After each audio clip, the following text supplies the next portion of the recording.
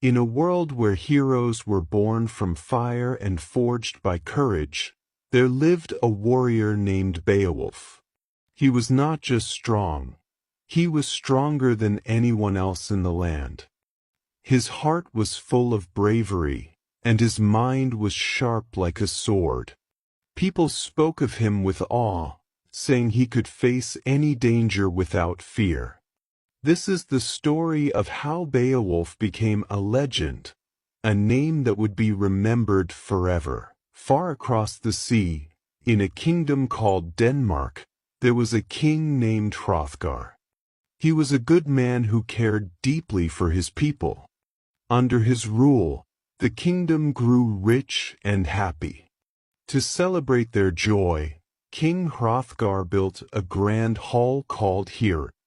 It was the most beautiful building anyone had ever seen. Its walls were tall and strong, its roof was covered in gold, and its halls were filled with food, drink, and music. The people came from far and wide to gather there. They sang songs, told stories, and laughed together late into the night. But happiness did not last long. From the dark swamps far away, a monster named Grendel began to watch the hall. Grendel was no ordinary creature. He was huge, ugly, and filled with hatred. He hated the sound of laughter, the warmth of friendship, and the light of happiness. Every night, when the people fell asleep, Grendel crept into Here. He killed the warriors, destroyed the tables and chairs, and left the hall soaked in blood. The people woke up to find their friends dead and their home in ruins. King Hrothgar was heartbroken. He tried everything to stop Grendel. He sent his best warriors to fight the monster, but none of them returned alive. For 12 long years, Grendel attacked Here again and again. The once happy hall became silent and empty. The people stopped coming, too afraid to even step inside. Fear spread across the land like a shadow that refused to lift. Far away, in a land called Geatland, modern-day Sweden, news of Grendel's attacks reached the ears of Beowulf. He was a young warrior, known for his strength and bravery. When he heard about the trouble in Denmark, he felt a fire burn in his chest. "This is my chance," Beowulf said to himself. "I will go to Denmark and help King Hrothgar. I will fight Grendel and save his people." Beowulf gathered his best men and prepared for the journey. They loaded their ship with weapons, shields, and supplies. Then they set sail across the stormy sea. The waves crashed against the boat, and the wind howled like a wild beast, but Beowulf and his men were not afraid. They sang songs to keep their spirits high and rowed with all their strength. When they finally arrived in Denmark, the people welcomed them with cheers. King Hrothgar was overjoyed to see them. "You have come at last," the king said. "We have suffered for so long under Grendel's attacks. Many brave men have tried to stop him, but none have survived."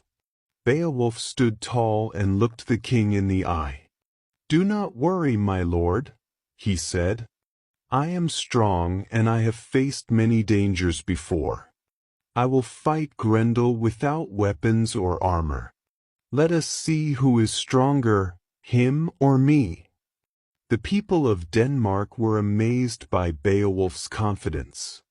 Some whispered that he was too bold, while others believed he truly was the hero they had been waiting for. That night, Beowulf and his men stayed in Here.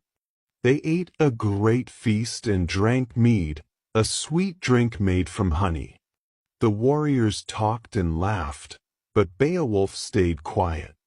He sat in the corner of the hall, watching and waiting. His men lay down to sleep, pretending to rest, but Beowulf kept his eyes open. He knew Grendel would come. Late at night, when the moon hung low in the sky, the monster arrived. Grendel smashed through the heavy doors of Heorot as if they were made of paper. He grinned when he saw the sleeping warriors, his sharp teeth glinting in the dim light. He reached out to grab one of them, ready to kill. But Beowulf was waiting. As soon as Grendel touched the warrior, Beowulf leaped forward and grabbed the monster's arm with his bare hands. Grendel roared in surprise.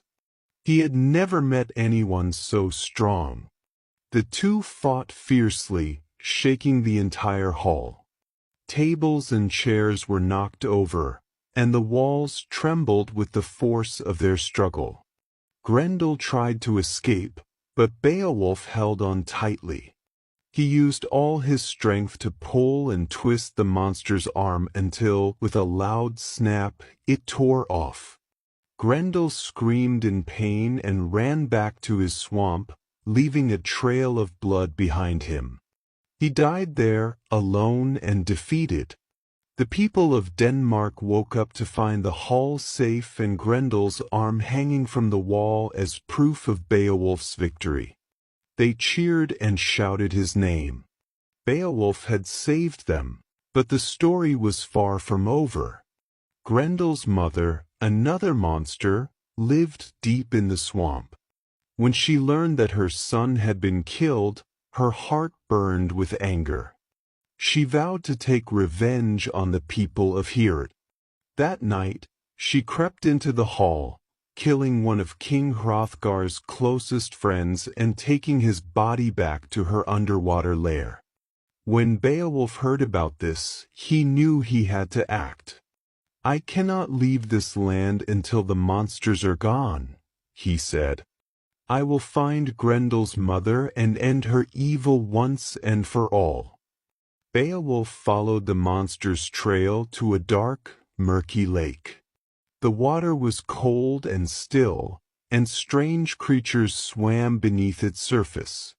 Beowulf dove into the lake, holding his breath as he sank deeper and deeper. At the bottom, he found Grendel's mother waiting for him in her underwater cave. The battle was fierce.